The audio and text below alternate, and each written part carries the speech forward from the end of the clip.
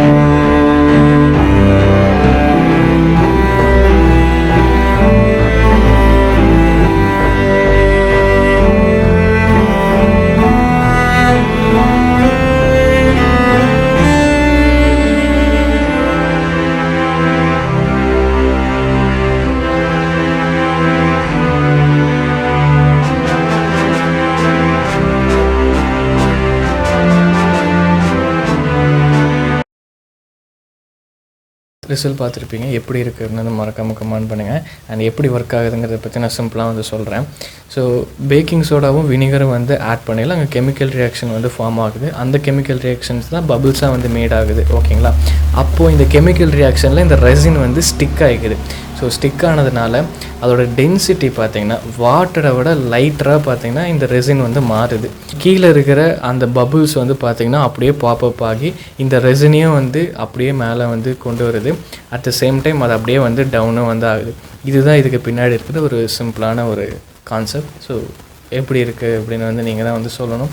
புரிஞ்சிருக்குன்னு வந்து நினைக்கிறேன். அண்ட் அவ்வளோதான். இதே மாதிரி ஒரு இன்ட்ரெஸ்டிங்கான வீடியோ மீட் பண்ணுறேன். And then by from greater Tamizha. Bye.